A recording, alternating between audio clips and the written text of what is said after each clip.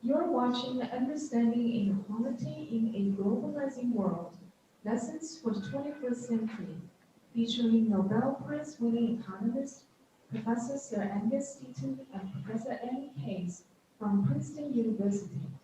This program is part of China and World Dialogue Series, presented by the Center for China and Globalization. This session is moderated by CCG President Dr. Wang Huiyao and joined by CCG Vice President and Senior Economist Dr. David Blair. Thank you for tuning in. Dr. Wang, over to you. Thank you, Anne, and good evening and good morning. Welcome to CCG China and World Dialogue Series, Understanding Inequality in a Globalized World, Lessons for the 21st Century. CCG Dialogue, series dialogue we have conducted for the last 2 months. We have already had a series of meaningful and stimulating discussions with global opinion leaders and well-known scholars, and also former politicians as well. So we already had quite a number of them. We just had the one with Martin Wolf, the FT chief commentator yesterday. And today we are very privileged to have both well-known, two world-renowned economists from Princeton University, also a famous husband-wife team. Congratulations. Sir Angus Deaton, who is the Nobel Economic Laureate, and also Professor Anne Case, a prominent economist on her own right and co-author of The Death of Despair. So good morning, Deaton and Professor Deaton, and also good morning, Professor Case. Thank you for joining us this early hour in Princeton. I'd like to introduce first Professor Sir Angus Deaton. He's a senior scholar and a Durite Eisenhower Professor at Economics and International Affairs, Emeritus at Woodrow Wilson School of Public and International Affairs of Economics Department at Princeton University. His main current research areas are in poverty, inequality, health, well-being, economic development, and randomized controlled trials. So we're very knowledgeable and very well-known economist. He holds both American and British citizenship, a global citizen, and also he has taught both at US, UK, and many other universities. He was the president of American Economic Association in 2009, and also he's a member and was a member of many well-known academic associations. So we're very pleased to have Sir Angus Deaton join us today. Also, we're very happy to have Professor Anne Case, is the excellent 1886 Professor of Economics and Public Affairs, Emeritus at Princeton University, where she continues to teach in the School of Public and International Affairs, a very well-known school. Dr. Case has written extensively on health over life course. She has been awarded the Kenneth Arrow Prize in Health Economics from International Health Economic Association for her work on the links between economic status and health status in childhood, and also got the Corzarelli Prize from the Proceedings of the National Academy of Science for her research on midlife mobility and also mortality. Dr. Case currently serves on the Committee of National Statistics, also very well-known organization.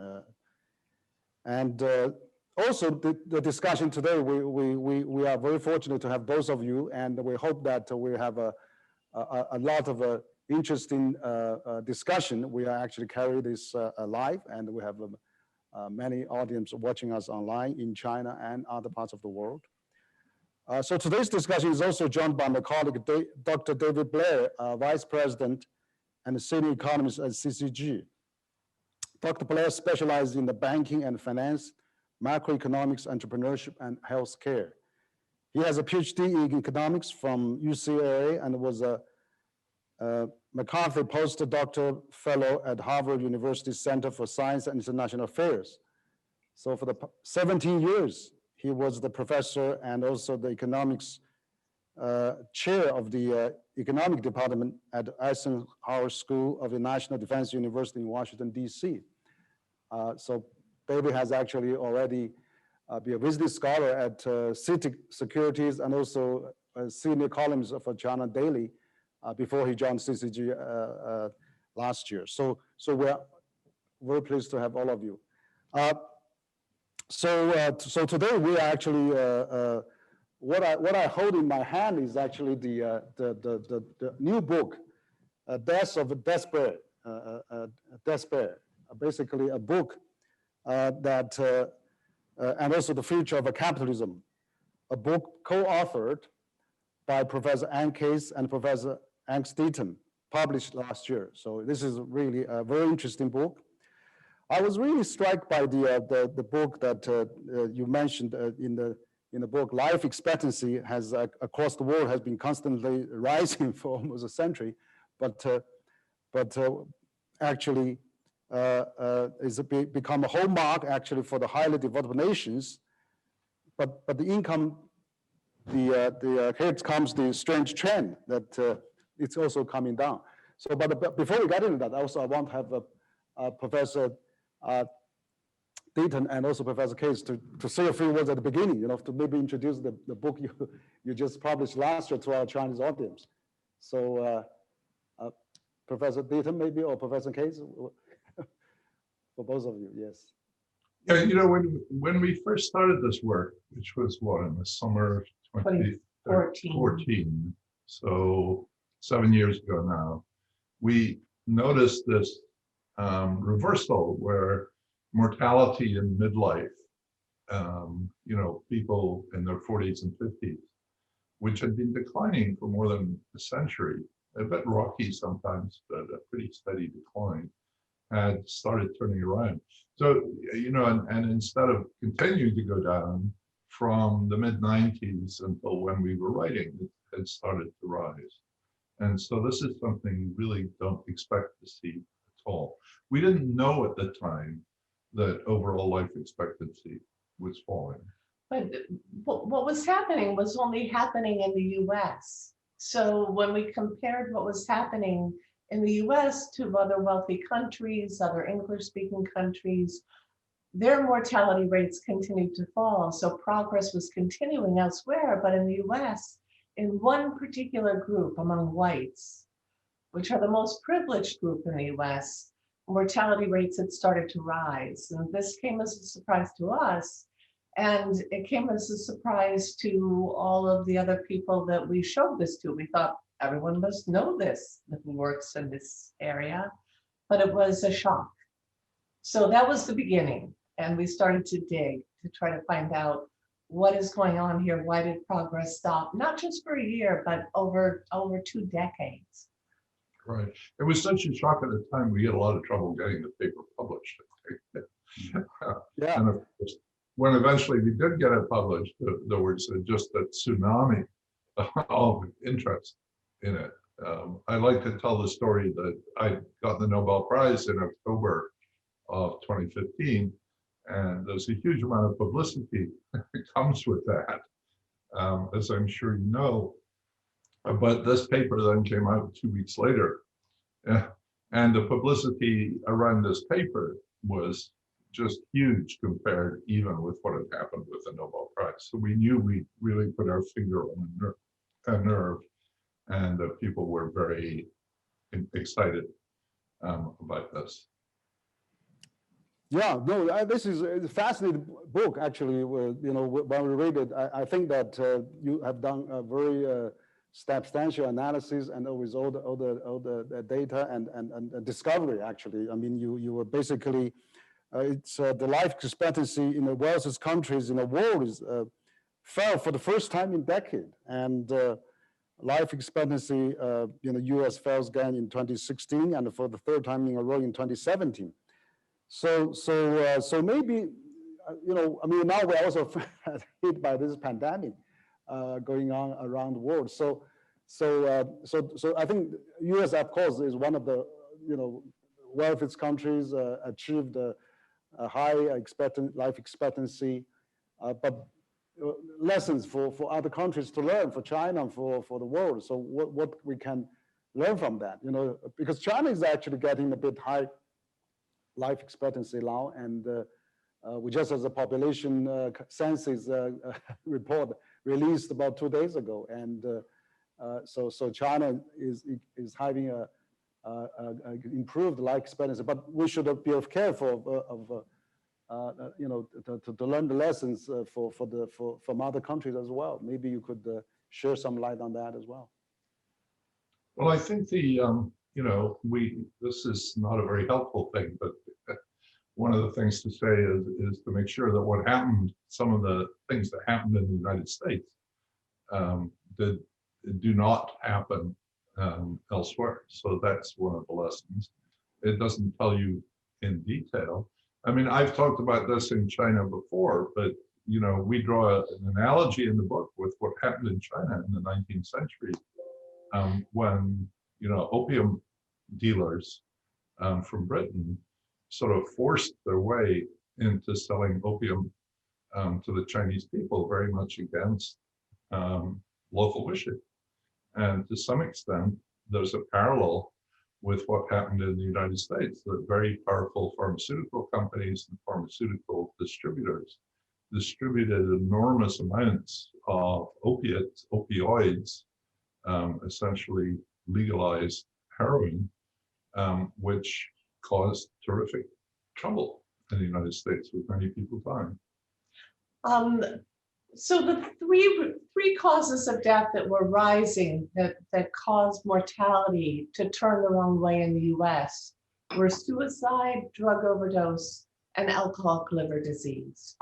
So we, as a shorthand, started to call those deaths of despair. And that was really just a shorthand for those three causes of death. But in those three causes of death, what we saw was a great deal of despair, that people don't kill themselves with drugs or alcohol or a gun unless something is going very badly wrong in their lives. So we in the book, what we did was first document that this was indeed happening throughout the US, but only for people who were not well educated, only for people who did not have a 4-year college degree. And so from there, we turned to economics to ask the question, what is it that's happened in the US that has happened only to people without a 4-year college degree that might be a powerful enough force that people would start killing themselves in very large numbers? And a very important part of that story throughout was that it wasn't happening in other rich countries around the world.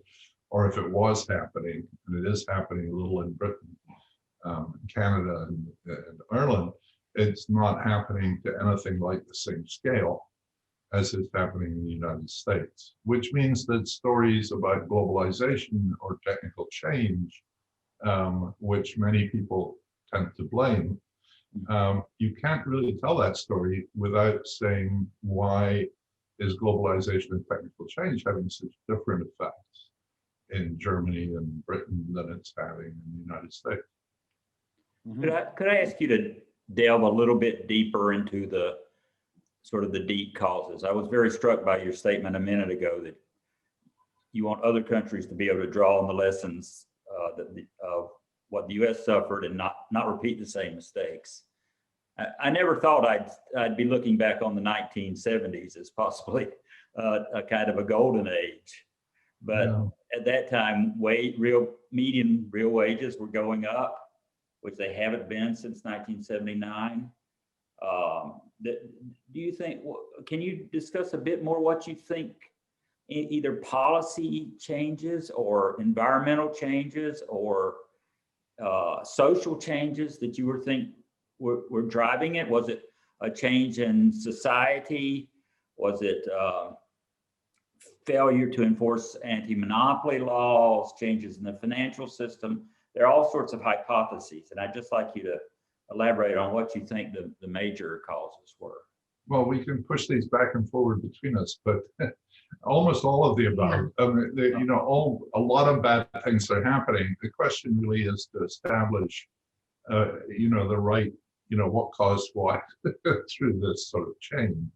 So there's been a lot of social disintegration, which Bob Putnam famously wrote about in terms of bowling alone, and how. He wrote to us and said he thought the title of our book was the best title he'd seen in many, many years. And he said, you're talking to the guy who wrote Bowling Alone, right? But our book is very sympathetic is very parallel to what Bob was writing. But we really think of Anne should talk about some of the other things that are happening, the morbidity, the pain, all these other things, the lack of marriage, church going, and so on. Yeah. But we tend to push it back to the labor market. So the high water mark for blue collar wages in the US was 1972. And since then, wages for people without a college degree have been falling. For men first, for women with a lag, but they've been falling now for a couple of decades as well. They rise in booms. And, so it's not like it's been continuous fall. It's just that you get this ratchet effect that they rise a bit in the boom and then they fall and they never get back to where they were before. So, in the Trump boom, which many people pushed as being, the best labor market there'd been in a century, real wages for people without a four-year college degree were lower than at any date in the 1980s, for example. So part of that is certainly that there was globalization, there was automation, those things were happening and certainly would have made blue collar workers more vulnerable. So part of it is a policy decision about whether or not the workers who were affected were going to be retrained, whether or not the pie getting bigger through globalization was going to be distributed to everyone or was going to be just distributed among the people at the top. So part of that is policy in terms of what was going on.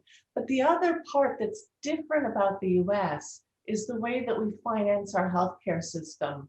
And that plays an important role in the story in a way that's kind of happening behind the curtain.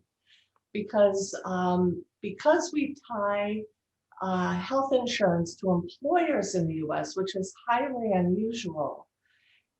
If you combine that with the fact that the healthcare industry got larger and larger and more expensive, what that meant was that employers had to pay a larger and larger premium to hire any worker, including those blue collar workers.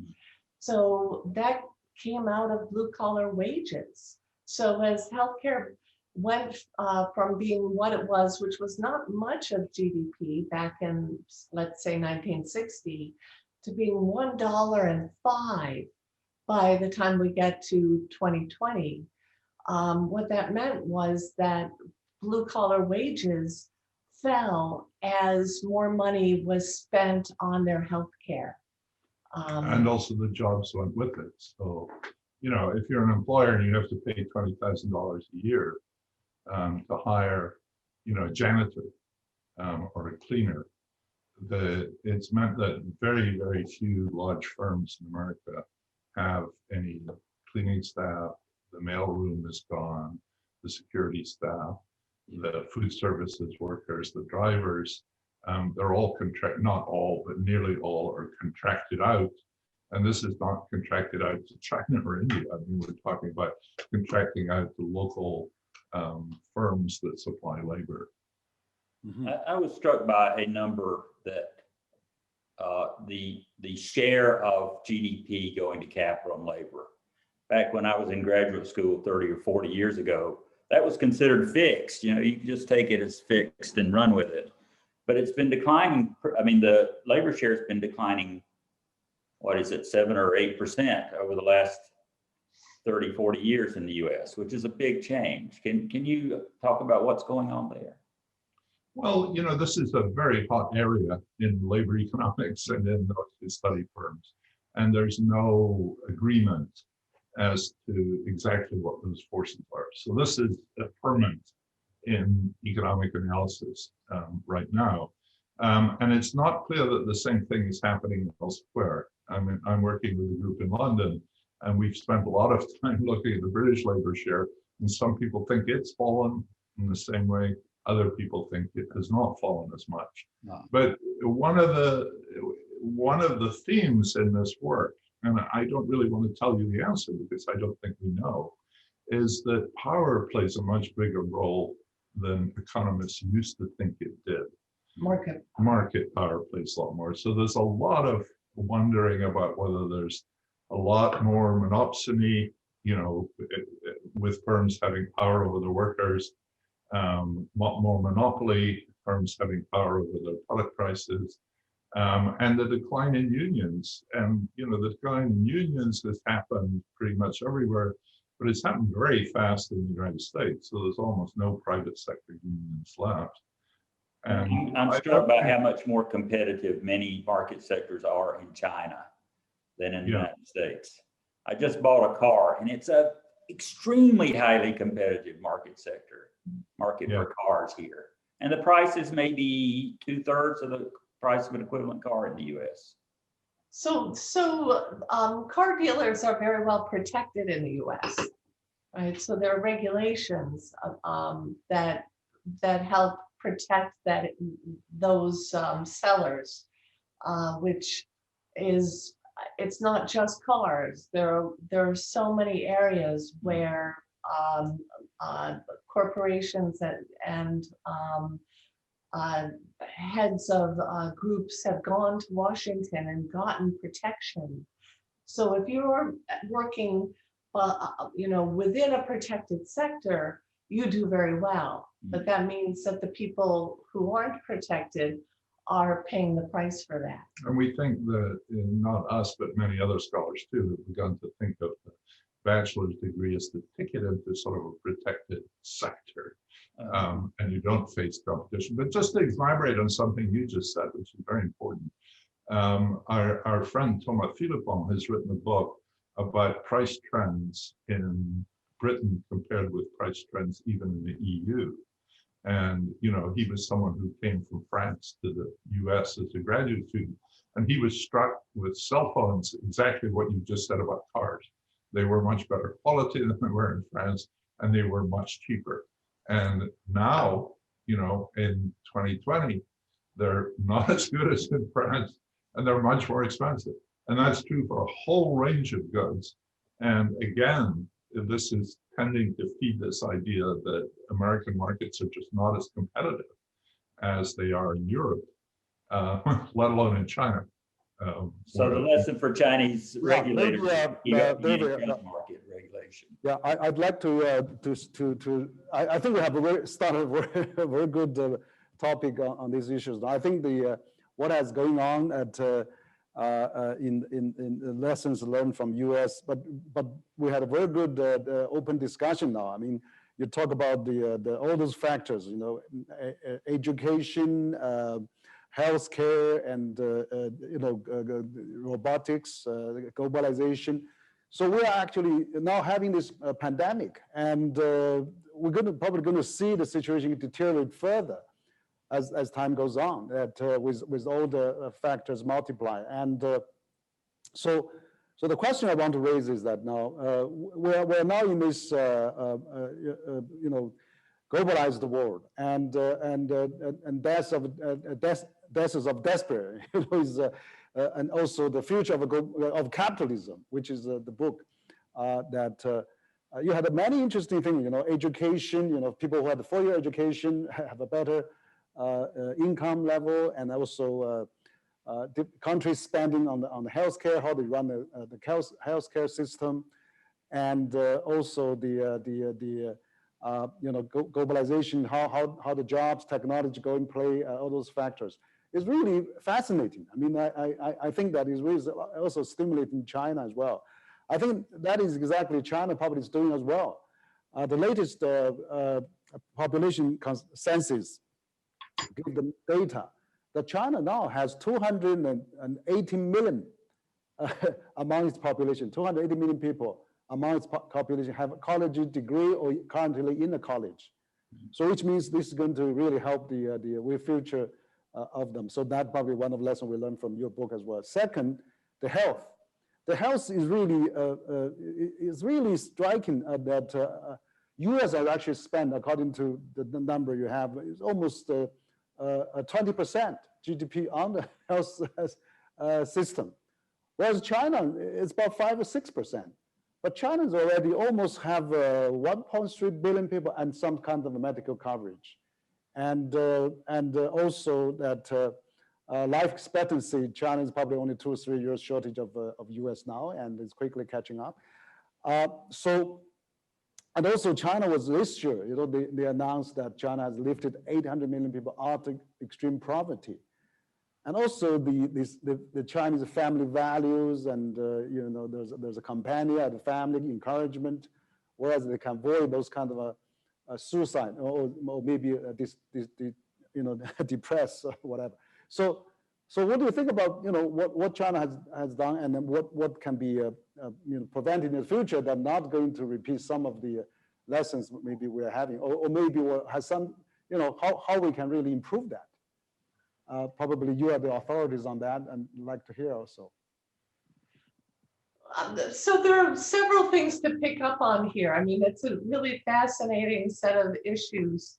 Just to start with education, other countries don't seem to have this strict divide between you have a college degree or you don't. And if you have a college degree, you're protected and your life is going well. Whereas if you don't have a college degree, it's very hard to get married. It's very hard to have a community life that's meaningful.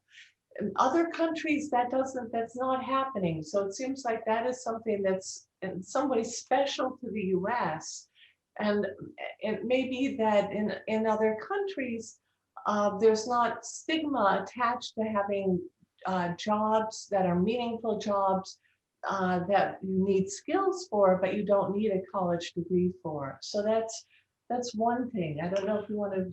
Well, this education thing is very hard, and there's a lot of controversy about it too. But what you were saying about the progress that China has made in educating people, that's got to be good. We believe in education. We're college professors. How could we not believe in education? Both of us grew up in pretty humble backgrounds, and for us, the educational system was our escape. It was what allowed us to move into success and the things we've done in our lives.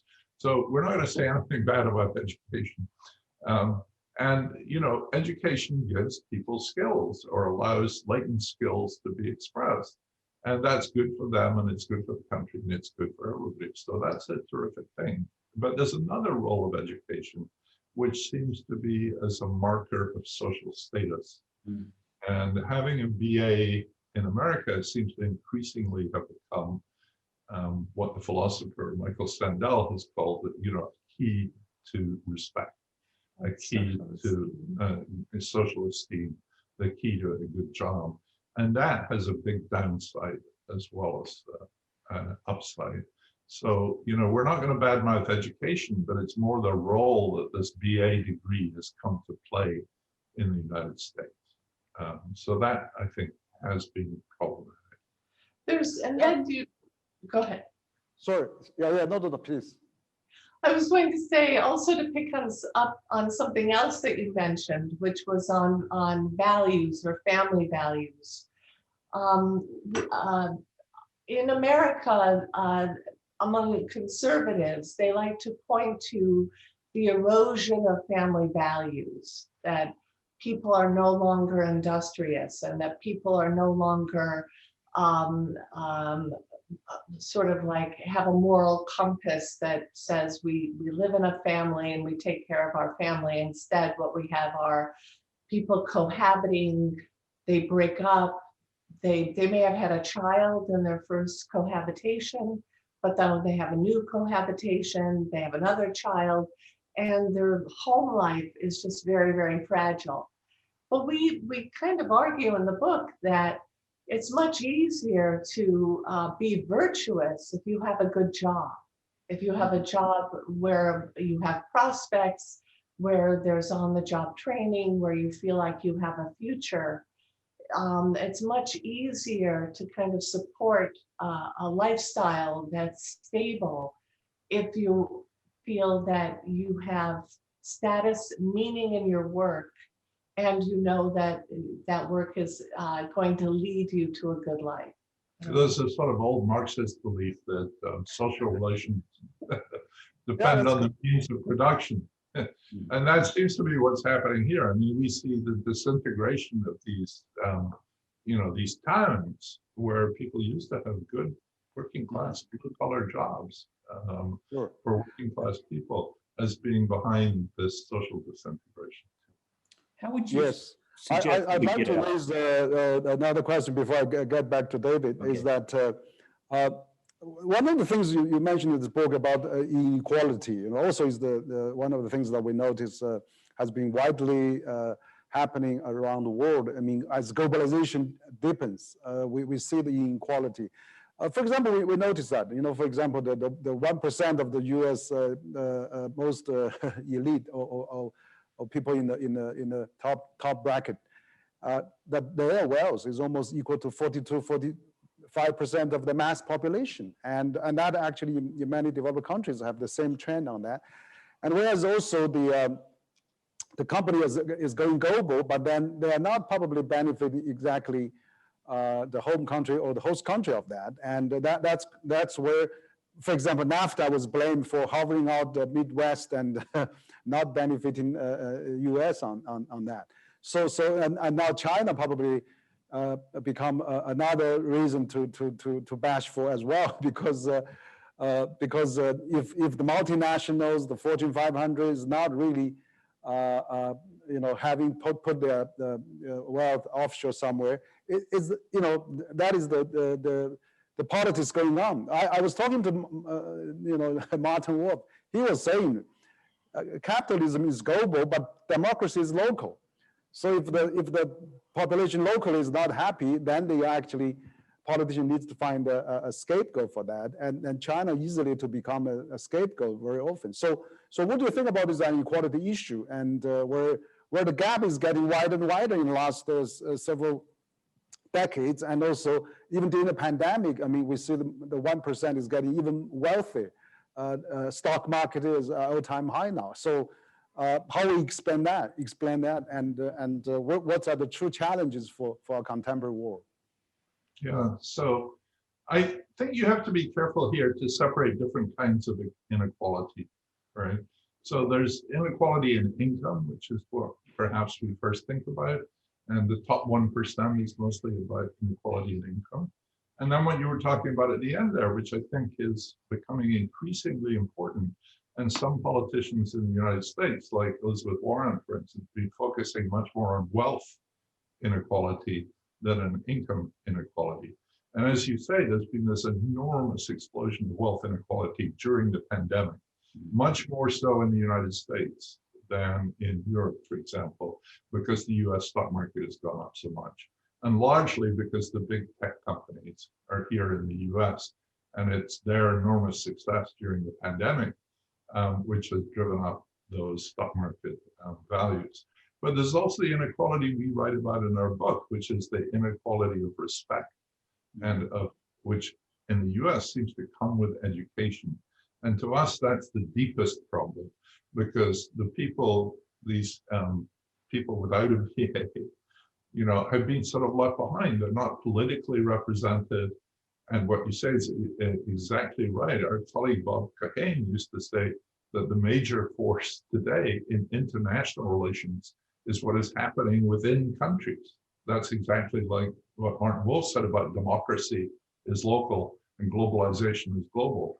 Well, the threats to globalization today are coming from within countries, not from between countries.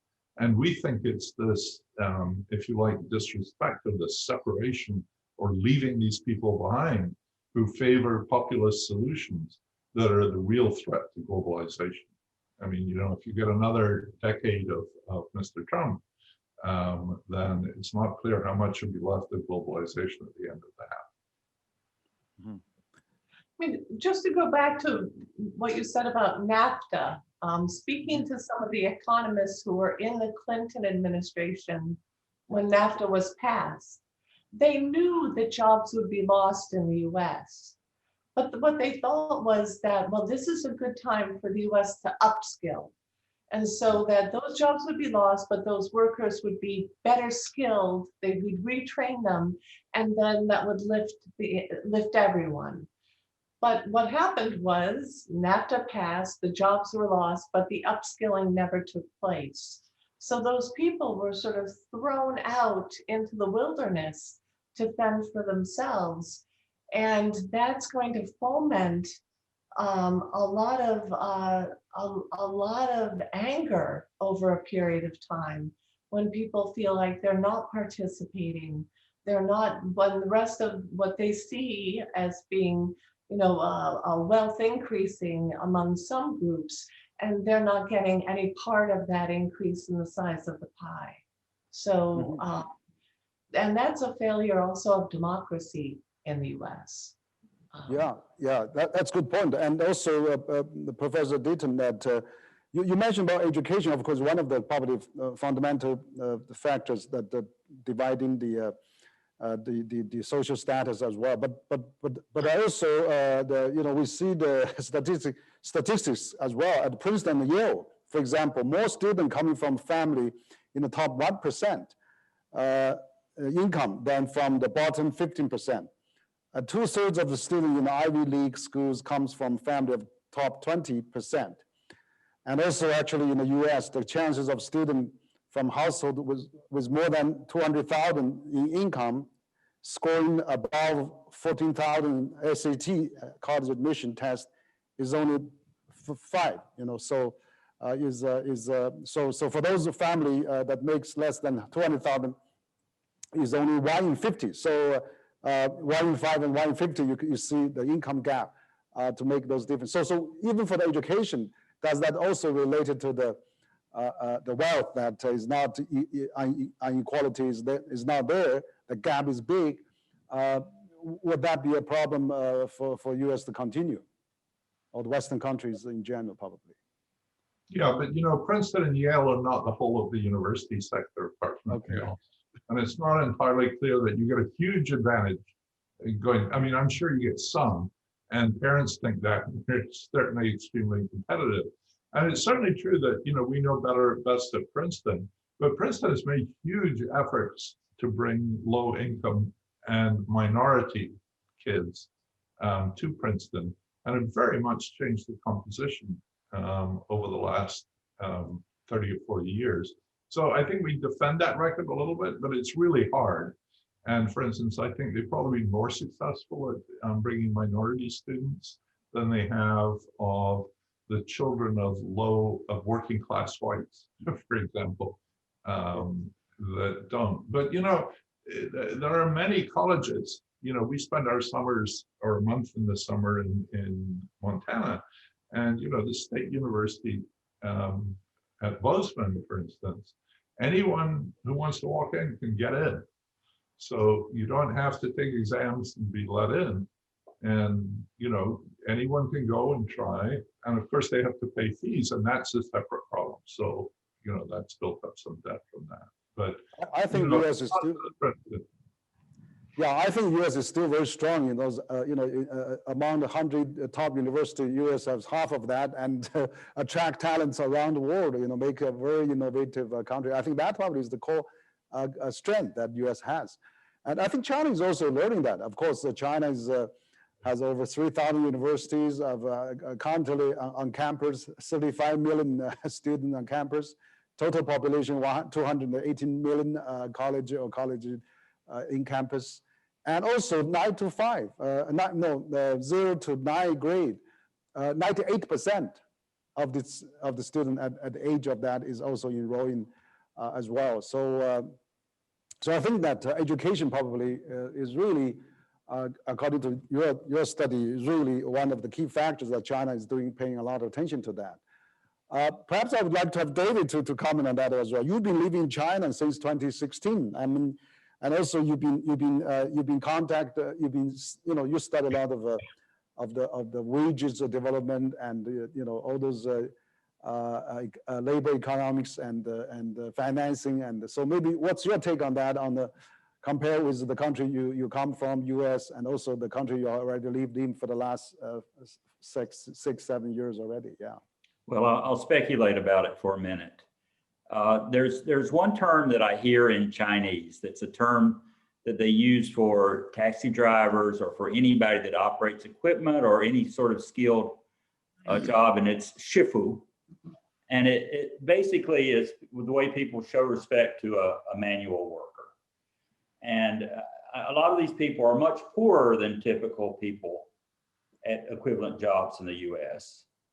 But I don't think they feel the pressure and the despair. Although, some of the delivery guys, they're usually young guys from the countryside, they work extremely hard, very long days. And they may be under a lot of pressure from their employers to do things rapidly. But even people working in the parks and stuff, I don't feel like they think they're looked down upon. Where I think American working class people now think they're just flat out looked down upon. And that, naturally that stokes anger and sort of a feeling of hopelessness. Do you think that's a right interpretation of what's going on? Yes, absolutely. And that's also something that separates the US from, say, Europe, right? So if you go and travel in Europe, there's a lot of respect paid for people who do manual work that we don't see in the US. But it's also true that some of it's common with Britain too. So one thing that many people have written about, and I think it's very important, is, people who used to work for Bethlehem Steel in Baltimore, for instance, there's a new book called Fulfillment about Amazon, and are now working in Amazon warehouses. Where my grandfather died in a mining accident in Yorkshire, in the village where my father grew up, that mine is no longer there. The unions are no longer there. The solid, rock hard labor people who used to vote for the Labour Party are not there. They're voting conservative, and there's an Amazon warehouse on the site where the mine was. All right. Now, those jobs, many people have written how hard it is to work in an Amazon warehouse or so-called fulfillment center, but they're not dangerous like working in the mine, and they're not dangerous like working in the steelworker was, and they're relatively well paid. I mean, Amazon is paying something like $15 an hour in the US, but there is a sort of sense of despair that this is meaningless work that's working on a clock. And, these are more, what's the word? Anyway, they're more sociological accounts or individual accounts of people who've lived these lives and written about them.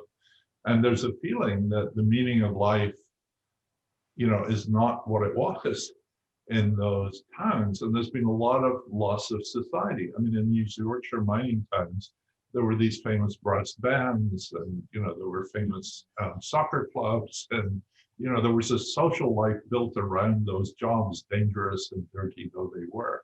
And there's no similar social life built around an Amazon warehouse. So I think that is happening pretty much, throughout Western Europe. That's very much the story that Bob Putnam told for his hometown in Yes. Ohio too. One thing that worries me is the next generation. Once one generation loses their job, then the children don't get well cared for often. They have psychological problems when they're young. So how do we solve this problem for the next generation? Do you have any thoughts on that? That is a really good worry to have, because I think we are really worried about that as well. That if you've grown up and your mother is addicted to drugs, or your father committed suicide, or you're not in a stable home life. Also, the school that you attend isn't as good as the school would have been a generation ago, because the industry pulled out, the tax base imploded, and the school is not well funded, right? So the options for you for the future look pretty grim. So what do we do about this? Partly, I think and this is a heavy lift, but we need to think about changing the educational system, which right now in America is laser focused on the kids who are going to go to college. Mm.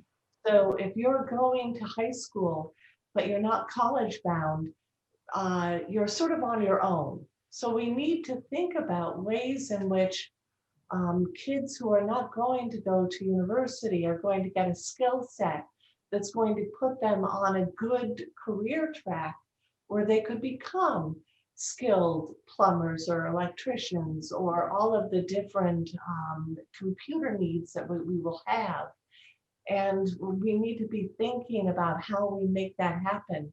But that's going to be really difficult. And there's actually a lot of interest in that on both the right and the left in the US on vocational education, of turning your system into something more like what you have in Germany, and so on.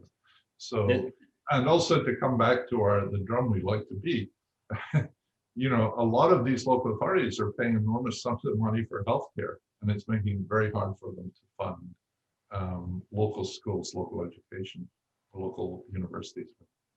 Just a point on China. There's a lot of interest around China into looking at the German apprenticeship system.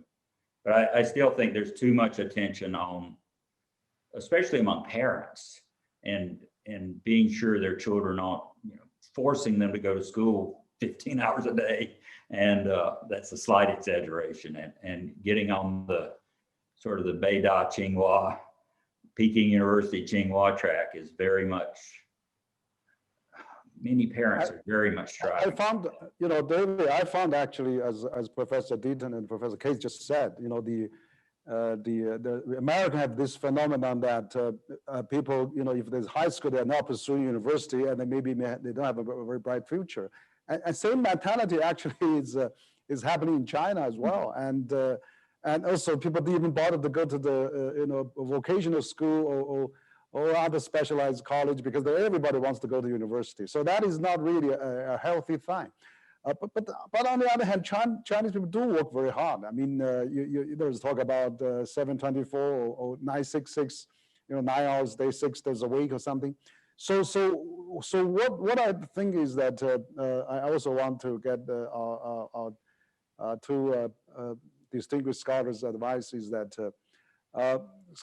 you know, when this kind of a culture issue, how does that play in inequality or the country development or the prosperity? For example, I was invited to bid farewell for the former U.S. ambassador in China, and he said actually summarized what his impression on China. He said, okay, the Chinese people are working very hard, diligent people.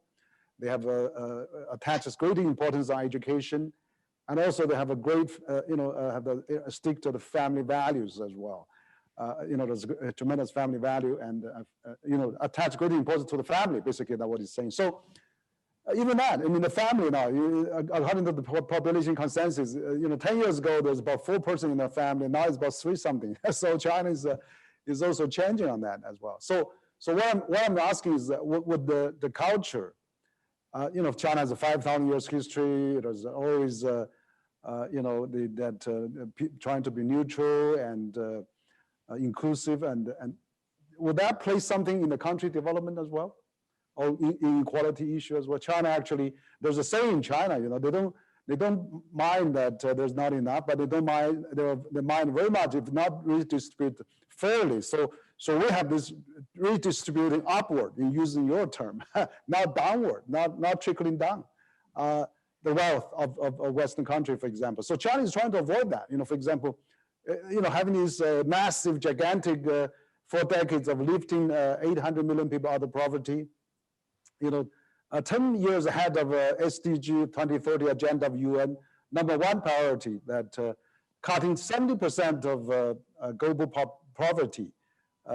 Just by China alone. So what do you think about this culture and those historical factors and cultural factors? Well, you might, I believe in these cultural factors. You know, I grew up in Scotland. In Scotland, you would hear many of the same things you just said about China. You know, we give enormous respect for education. Very, very strong family values. Actually, yesterday or maybe the day before, I was talking to a group in the British Parliament, and one of the lords there, who was a Scotsman, had said, you know, that what worried him most about Scotland today was these family values that were so strong in his day seem to be weakening there. But, you know, just come back to my half-joking comment about Marxism. You know, culture changes with the conditions of production. Mm-hmm. And, you know, those Scottish families were thriving within a system where there were jobs. And, you know, we have a friend, actually a brother-in-law, who said that when he decided to go to college in when the 70s, 1972, his friends in New York, a relatively poor area of New York, his parents were Italian immigrants, and said, why are you going to college? That's the stupidest thing I've ever heard of. You know, you're going to use your diploma to pay the bills and so on. Now in Scotland, that wasn't the case. People really wanted to go to college. So, but these things change. And in these times in America where there were good jobs, where there were factories and so on. So every country is facing this change. And, you know, the change is always going to be difficult to handle. And it seems to be particularly badly handled in the United States. I think China has done very well. I mean, you've embraced a form of markets, a form of capitalism, which has generated an enormous amount of wealth and relieved a lot of poverty. But there are really dangers there too, because capitalism can get out of hand. And David had said, you know, Chinese markets are very competitive. You got to keep them that way, because there are real dangers of people who get very rich undermining a competitive system. And a lot of that seems to happen in the US. Could I follow up on a question that Henry asked a few minutes ago about the causes of this evolution? I mean, as I see it, there are three major ideas that are out there. One is that it's globalization. You know, let's blame Mexico, or then let's blame China. You know, it's competition in the labor market, and that's having a negative effect. Another idea is that it's domestic policy changes. And I noticed there's a quote in your book where it says, rent seeking is a major cause of wage stagnation among working class Americans and has much to do with the deaths of despair. I'd like you to elaborate on that, and for our non-economists in the audience, explain what you mean by rent seeking. And the third explanation is that it's just technological change and automation, and there's nothing we can do about it. So it could be a mix of those things, but I'd like to know what you think the majority of the cause is. Well, I think that, you know, let's take globalization and technical change off the table, because they're there. They're very important. All countries are facing them on one side or the other, right? But you're not getting the deaths of despair in most of Europe that you get in the United States. So, and maybe if your audience, say a few words about rent seeking. So, you know, rent seeking is when a business basically, what businesses should be doing is making stuff and selling stuff and getting rich from doing that and innovating and making us all better off. That's a wonderful thing. That's what capitalism is really good at, what markets are really good at. But, you know, there's another way that people can make money, which is they can go to the government and get some special rule or regulation passed, which makes them rich at the expense of everybody else. And that's rent seeking, right? And that is unproductive. It's capitalism at its worst. And the real danger in the story we're telling is that in many industries, and healthcare among them, you know, they've been very good at getting special regulations passed which protect them from competitive markets so that they can get rich at the expense of everybody else. And the story we tell, which some people agree with and some people don't, is that in addition to the automation and globalization that's threatening the jobs of many working class people in America, we've got this rent seeking by the healthcare sector largely, which is twice as large as anywhere else in the world. I mean, China had said 5% of GDP, we're spending 20%, median in Europe is like 10%, and they all have better life expectancy than we do. So this industry is not producing more health. We have the worst health of any rich country in the world. And yet the executives, the hospitals, the device manufacturers, especially the pharma companies, are making enormous sums of money. And the trouble is that that money can be used for further rent seeking. So we've got, an administration right now that's trying very hard to undo some of these things. Janet Yellen is a good friend of ours. She studied our book. She's worked with our book. C.C. Rouse was our boss at Princeton. She knows all about our book. She's chairman of the Council of Economic Advisors. They all know about this, but it looks like they can't take on the healthcare. And the hard part about the healthcare industry is that we don't think that this is a sector where you want the free market to work. I mean, Ken Arrow, who actually proved Adam Smith's theorems about how a market can work and work well, when Ken Arrow stared at the healthcare sector, he said, the assumptions that are needed for this to be a market that works well is, I'm sorry, we're having a small. No problem. Yeah, no problem. Done. That is not going to work well.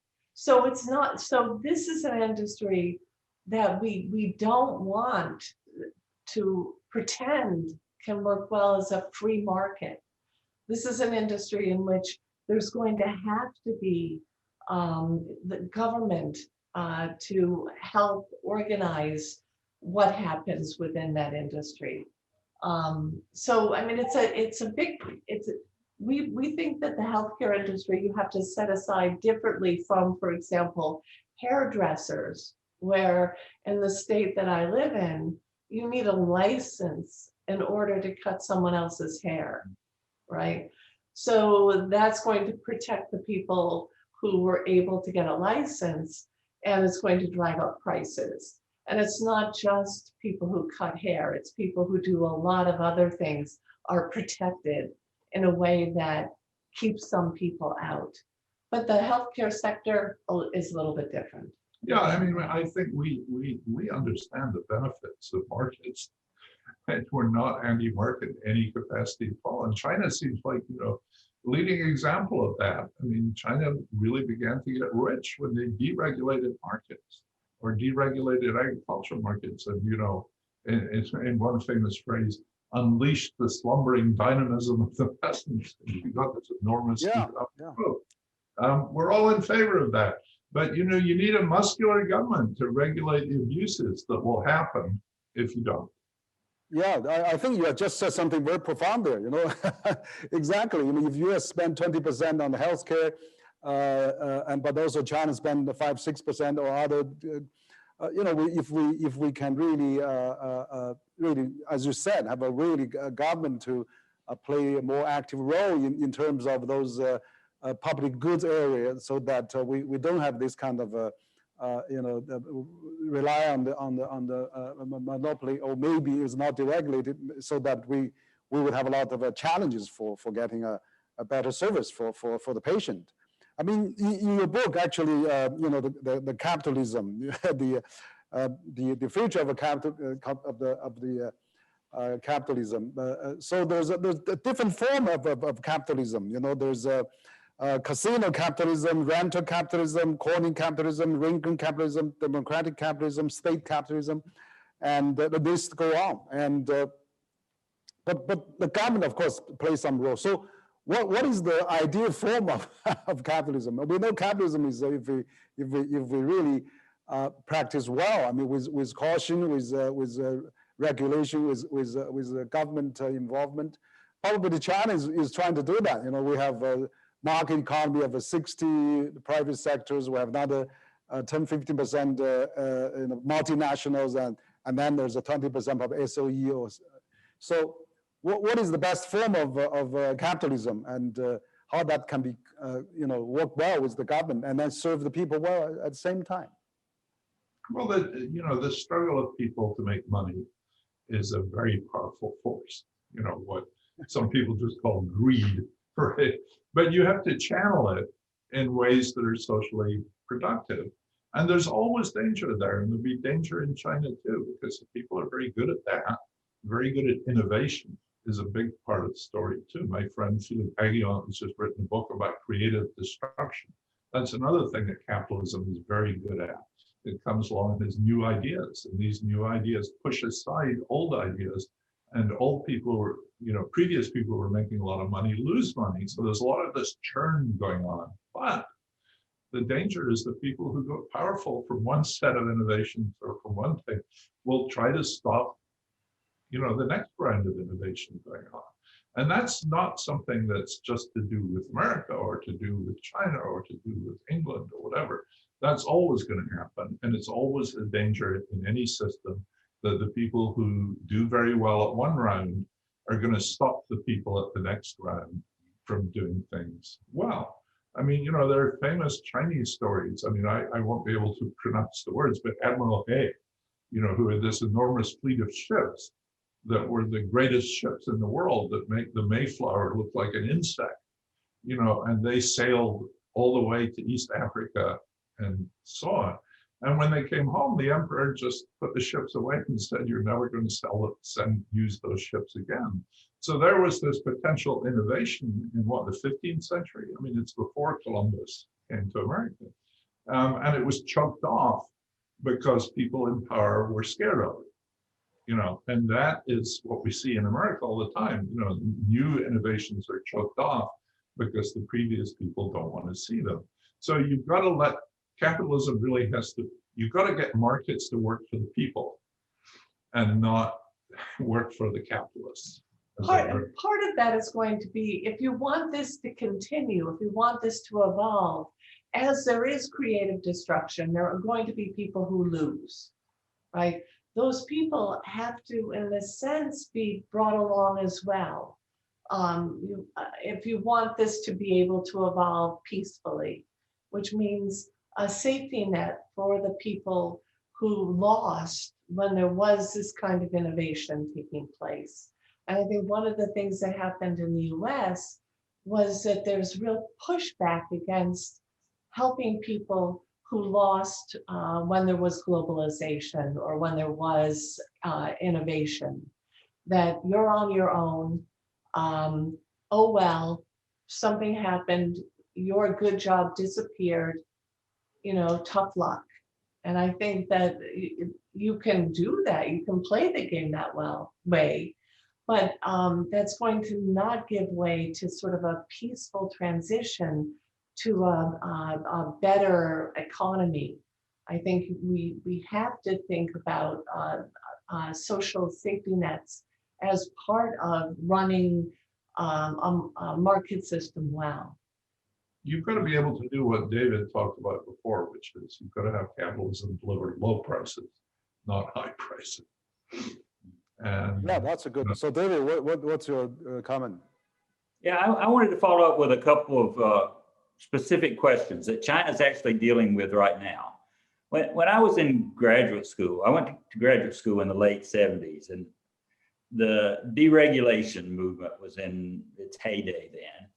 And people in antitrust policy were arguing that you really don't need an active antitrust policy because the market will take care of that. And people argued that we can just deregulate the financial system and they can assess their own risk and that's no problem. And China's sort of assessing where to go with both those issues now. I wonder if you could talk about those issues and whether you think they were a major cause of what's happened in the US economy over the last 40 years. I think they were right then, but wrong now, if you know what I mean. So it wasn't like that whole thing was crazy, because regulations also generate a lot of rent seeking. I knew George Stigler when I was young, and George Stigler was a great proponent of that, which is the regulators get captured by the regulators, by the people they're supposed to regulate. And then they both joined together to exploit the people. So there was a lot to be said for that deregulation, and it generated a lot of growth in its time. But the situation we're in now, where I think there's widespread agreement, and again, this is one of these areas of ferment in economics, but I think everybody thinks something has to be done with the big tech companies. Yeah. And that, how you regulate those to retain the incredible benefits they've brought to us. And I think China's struggling with that in exactly the same way. Those companies are very, very big, they're very powerful, and they're bringing huge benefits to us, but we're scared of them. And we're scared of what they might do in the future. Let me just note that those markets are, again, they're more competitive in China. I mean, Alibaba's Taobao market is the equivalent of Amazon, but there are lots of competitors online in that for Alibaba in that market. There's Jingdong and Pinduoduo. There are a bunch of competitors, whereas you really have Amazon sort of by itself in the U.S. Yeah, and I think as I read I'm not an expert on China, and you know better than I do, but my sense is the Chinese government has been very active in preventing those big firms getting too large, and that's not been happening here. I actually am someone who thinks that I like Amazon so much that I think it'd be great if there were 2 or 3 of them. And I'm not sure that the world needs Twitter and Facebook at all, but that's just my personal view. And I think China has done well in those respects, and we need to do something here too.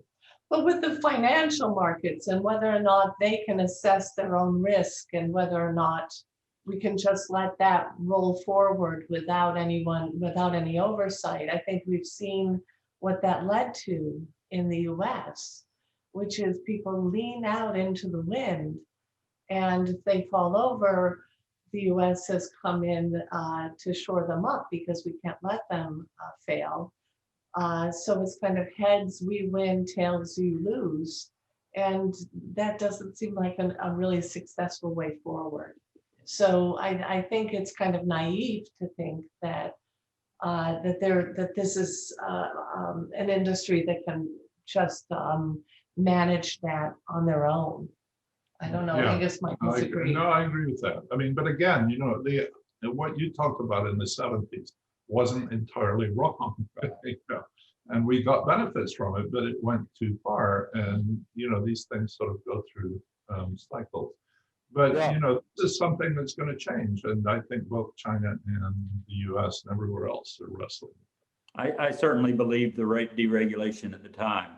I want to quickly mention a conversation I had with a regional president of the Bank of America a few years ago, which just really struck with me. One thing he said was, I don't want you as a customer. The main customer I want is somebody who bounces a few checks and pays a lot of fees every month. And then I asked him, well, what about lending to small businesses? And he said, we're really not interested in that either, unless we get fees from them. So the traditional role of the banking system, which back in the 70s was lending to small businesses and homeowners, has been completely turned on its head. And a lot of them got into hedge funds in a big way too. So, and it wasn't, a lot of the hedge funds are playing with their own money, but there were banks who got into that too. And basically we're doing it with our money. And that sort of thing, I think, was a real disaster too. There's been, I think there has been some progress made in trying to protect people from things like your manager at the Bank of America, just trying to see if they can trip people up and get great fees to be paid, right? So there's been so it's again a case where you can't just say, let the market go and it's going to take care of itself, and everything is for the best in our Panglossian world. But we do need people in there to protect the small people along the way. Without that, we end up in a real dystopia. Yeah, I think that what we've been discussing is really interesting because you know, David mentioned the 70s, we've gone through the deregulations, and now probably the U.S. You know, small is beautiful. I mean, the government was really small government, but now we see all the government. You know, Biden administration now is massive spending on the pandemic fighting, 2.3 trillion on the infrastructure. And the government is also launching all kind of big program. So that's what we see other countries do the same, you know, European countries too. So China is actually, you know, is probably striking the right balance. You know, we have the private sectors as a very, very active. We have multinational, we have SOE, which does all the obligation of the, you know, lifted poverty and maybe even subsidized from that. So I mean, the world probably is learning how we can strike a right balance while the capitalism is thriving, but on the other hand, it's not get out of the hand, get out of control. So it's a new challenge for all of us. But if we don't handle that well, I mean, if you know, there will be a deglobalization, and then we need a scapegoat for that, and China is often be the scapegoat, for example. So I think, you know, how can we really strike that balance is really interesting for the economics to study, I guess. Yeah, Yeah, it certainly is. These issues, I mean, one of the things that's happened in the US is that the countervailing power of democracy has much weakened because the rent seekers, to a large extent, have taken over the government. It's not entirely true, but I mean, there used to be, if you go back to 1970, there was very little lobbying by firms in Washington, and that's exploded over the last 50 years. And I don't think it's coincidental that that's the period over which the profit share has gone up and the worker share has gone down. Now you have a much more muscular government that tends to be independent or more independent of industrial interests or of banking interests, or, you know, whatever. I don't know. Big tech is counted as industrial anymore, but, you know, and that separation is very important. And democracy is supposed to be able to do that. It's not been doing it very well in the United States recently. A lot of people have been locked out of that. And that's not just in the United States. A lot of people in Europe, with the development of populist movements and so on, who feel that they're not well represented by parliaments, which are dominated by people who have done well out of globalization, who are better educated than they are, and who have very little respect for their traditions or ways of life. Mm-hmm. Yeah, yeah, China is interesting. China has been learning, you know, China is running on the consultative democracy and has been really attaches great importance to the well-being of the community, for example, in terms of fighting pandemic, even maybe sacrifice a little bit of individual freedom on that. So people follow the lockdown, and then they get a free, more vibrant economy now. But what I think China is a little bit, another interesting thing is that China has over 2,000 counties, has 260 cities, have a population above 1 million, and 31 province, city, municipality. They all compete with each other at all levels. So every mayor is like almost like it carry a lot of responsibility to the well-being of its citizens.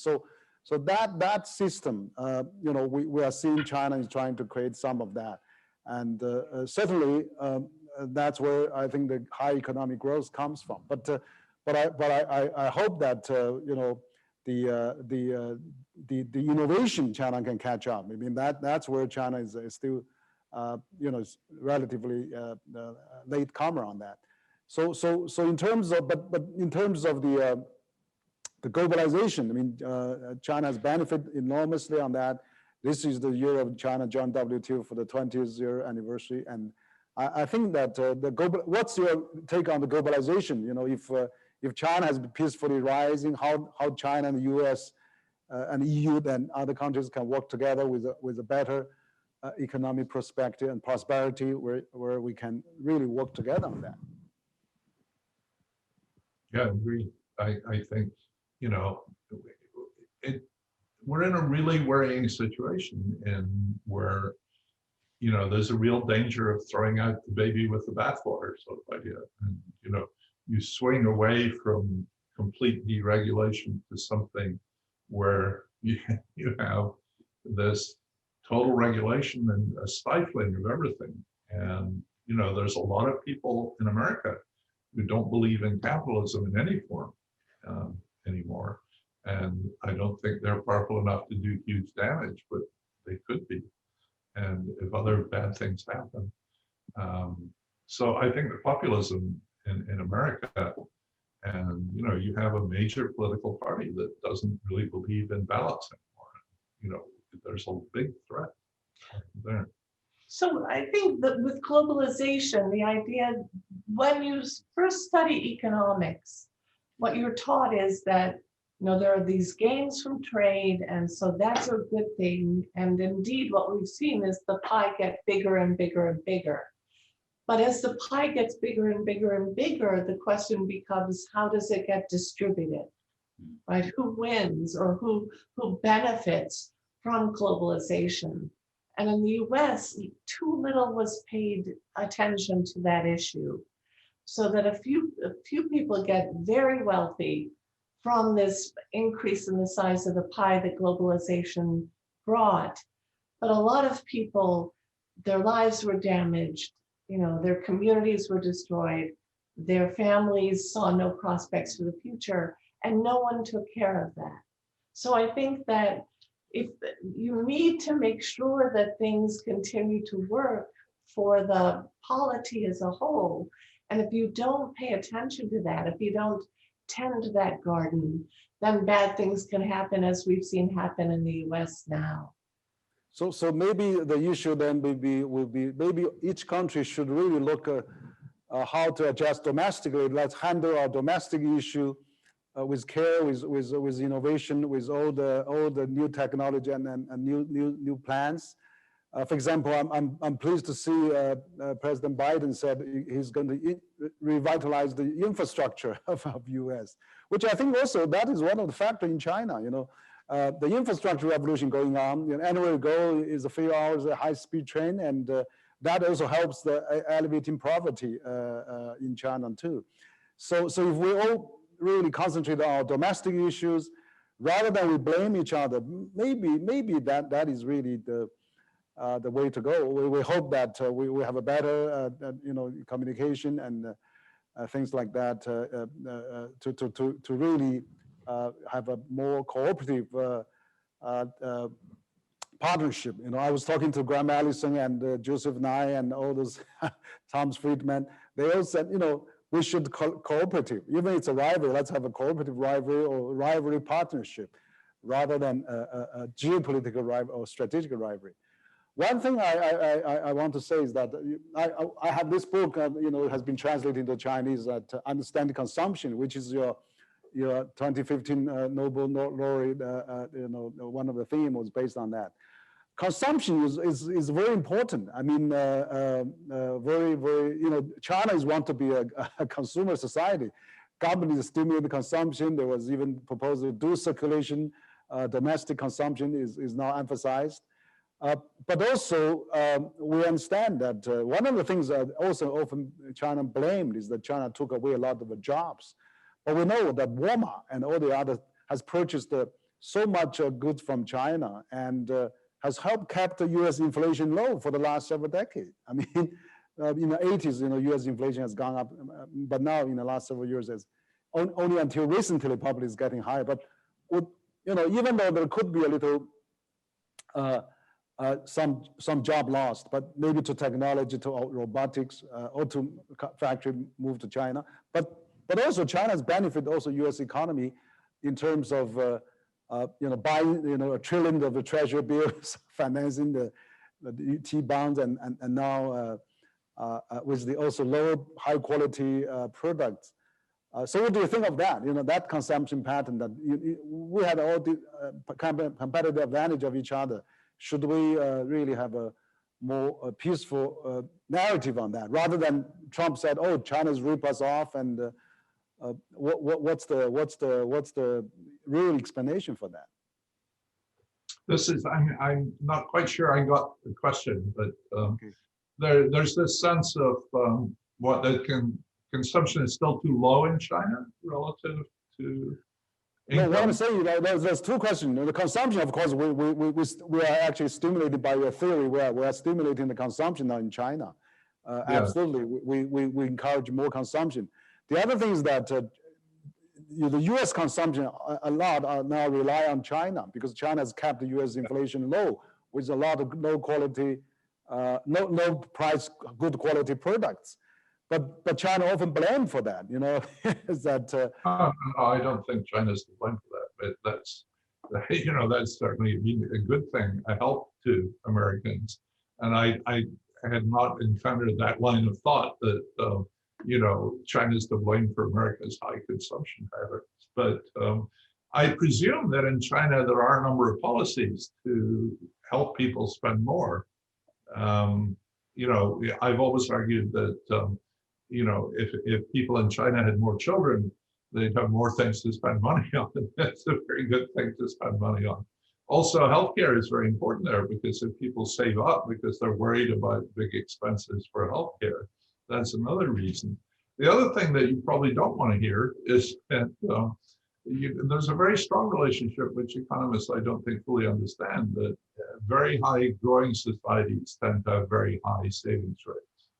And so, if China were growing less rapidly, then you would probably have more consumption. That's probably something that not a policy direction that you want to go in. But I mean, a lot of the reasons people save are for the future or to protect themselves in old age. And again, that's something where if elders, find themselves without children to look after them in their old age, they're going to have to save a lot of money to protect themselves in those times. So I think those things are all changing in China. But I noticed your recent census is showing that population growth has almost stopped or is about to stop in China. And I think it would be good if there were more children in China. I think it'd be good if there were more children here too. But I think, more children is a good, healthy sign of, people thinking the future is good. Could I add one point to the consumption? Yeah, David, yes, please. One thing to realize is the difference in the growth in wage rates. After the Zhurongji reforms around 2000 in China, wages grew at 9% real per year for 15 years. Right. And for the past 5 years, I don't know about the pandemic year, but from 2015 to 2019, they were growing at 5 or 6%. Well, it's easy to boost consumption and savings when your wages are increasing so fast. These are median real wages. But we're seeing the buildup of debt in the US to boost consumption, which I think is a very bad path to follow. That's just my point. I wonder if you have thought about the distinction between wage-driven consumption and debt-driven consumption. No, I think the point I was just trying to make is that I didn't know about those wage growths, but when wages are growing very, very fast, consumption tends not to catch up for quite a long time. So people stick with the consumption patterns they have, and they don't adapt as quickly as they might. And if you get the growth long enough, or the growth begins to come down, then the consumption rate will certainly go up. There's one of the effects of the pandemic has been a big reduction in consumer debt because people are using some of the payments they've got from the government to pay off their credit cards. And it's also true that many people don't have, a lot of our friends say, I wish it were over so I could spend some money. And, the things that people spend a lot of money on, like eating out or traveling or flying or tourism, those things have taken a big hit. So there's actually been a big decrease in consumption in the US during the pandemic. So if that was a problem before, it's less of a problem now. Yeah, no, I think that absolutely the pandemic actually cut down some consumptions, for example, tourism, which counts 10% of global GDP. I mean, every year China has 150 million people outbound tourists, and that's not happening. So we hope that once the pandemic is under control, we hope the the Tokyo Olympic is happening and the Beijing Winter Olympic is happening. We can revive this with the virus and vaccine, that we can revive the tourism consumption spending. And we'll, So we'll be able to have this conversation in person. So, that's right. We'd love to invite you to come to CCG next time when we can start travel. But we almost come to the end. But we collected some questions from the media. Actually, they know that you're talking to us, and then they actually prepared some questions. One question is from South China Morning Post. It says that according to the data from China's latest census, an aging population appears to be a prime concern for the world's second largest economy. And there are mounting worries that competition for youth among the Chinese cities will escalate. Do you see this is any factor that could widen or narrow the wealth gap in China? That's from, yeah. That's hard to tell. Without more data, without knowing the data better, that's a really hard question to answer. Yeah. But it's a good question. But these structure things are very important in a whole area of economics and tend to be a little bit understudied, but yes. Great, yeah. And certainly technology probably, that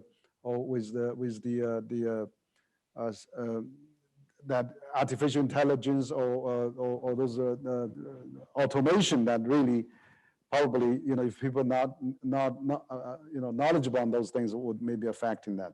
Another question would be from China Business Network. It says, would a wealthy tax help in combating gap between rich and poor?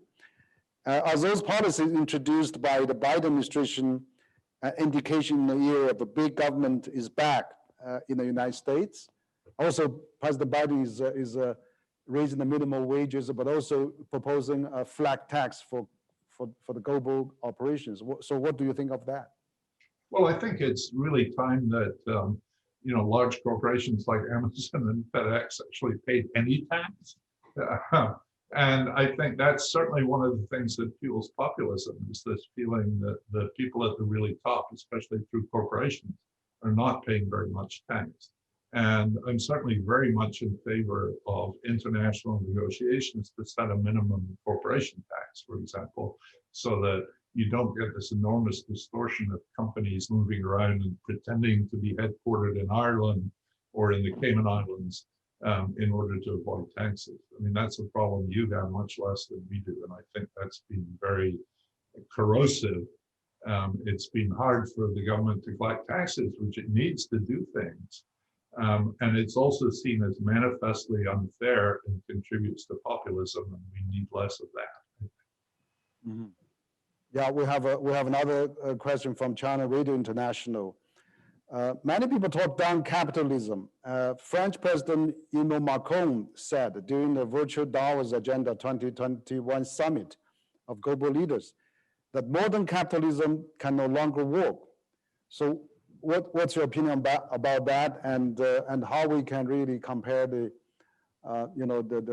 future global governance relate to the capitalism in the future? I mean, which is your book? Well, I think what Macron is saying is that it doesn't work in the way it's working right now, and I think those are the issues we talked about, which is rent seeking and all the rest of it. And we need a strong government that will be a countervailing force on behalf of ordinary people for the excesses of capitalism, not to abolish it. And it's very hard to know what abolishing it would mean. Mm-hmm. So again, this is really a fascinating discussion. My staff was telling me we had about 700, 800,000 people watching this actually. So it's really amazing and very attractive. And so what I would say is that we had a very interesting discussion, and I think that U.S., China are really two largest economy. U.S. being the biggest economy, and China is the second largest. Well, a lot of things to learn from each other, and of course the books that you have, the theory that you propose, very interesting. Related education, healthcare, and also the capitalism, what format that we can really do well. Inequality, that's really so important. China has to be aware of that too, even though China has lifted 800 million people out of extreme poverty. The China has just the latest population census. Population is aging, and what to be prevented. So you have offer a lot of valuable lessons and advice for us. So to conclude, maybe you can all of you can each say a few words to our audience still watching us, and for this discussion, what can the two countries that we can work together and maybe have a better future together, rather than we repeat the lessons that we don't learn experience from each other. I think you're exactly right. I think we need to look at the parts which are good and not throw those away. We need to work to build on the successes. But I think a lot of the problems with globalization going as far as it has is a domestic problem about how we take the benefits of globalization and distribute them locally within our own countries. And if we focused on that, I think we could make quite a lot of progress. Yeah, I think that's the big message in the last 5 or 10 years, which is that countries need to put their own domestic house in order and not blame outsiders for what that's happening.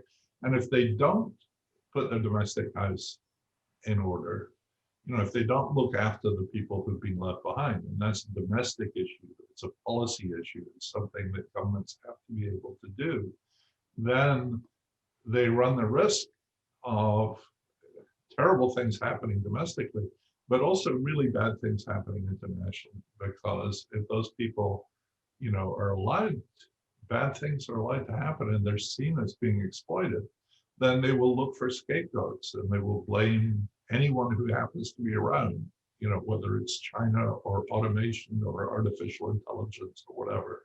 So we think that addressing, if you have a large fraction of your population whose life expectancy is falling, really bad things are happening, that's a domestic problem. We've got to fix that, because otherwise America can't really participate in the world.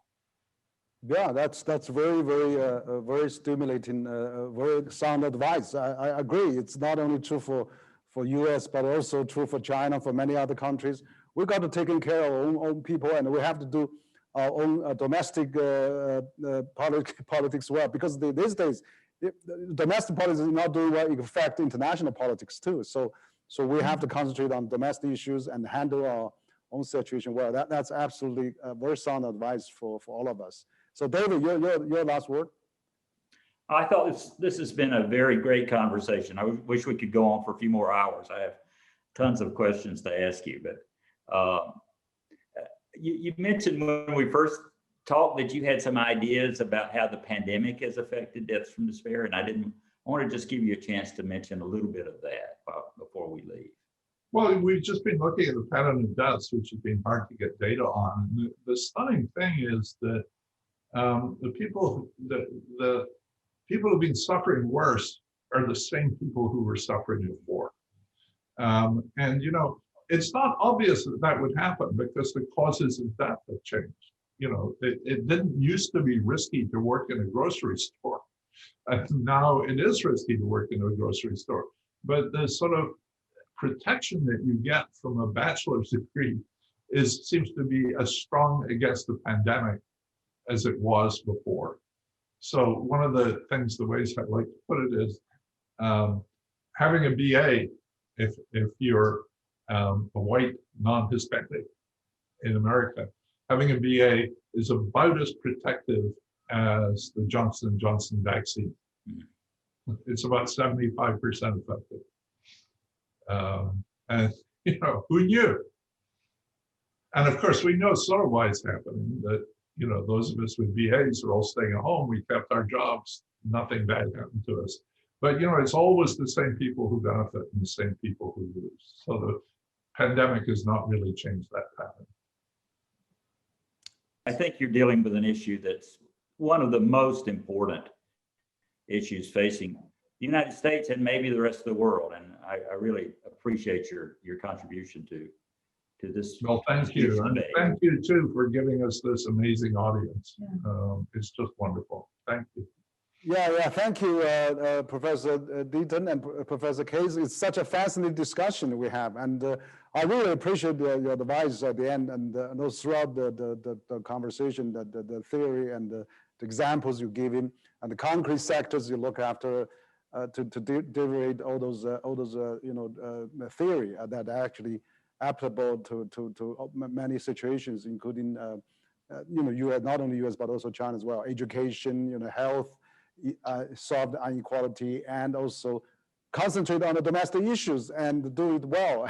So that's great and great stuff. But once again, on behalf of CCG, we want to thank you so much. And also we want to thank our audience who tuned in on this great discussion across Pacific, virtually. We know that you are in Princeton so early in the morning. Once again, thank you so much. We hope to see you again in Beijing. Thank you. Thank you very Thanks. much. Bye-bye. Thank you to all our friends in China.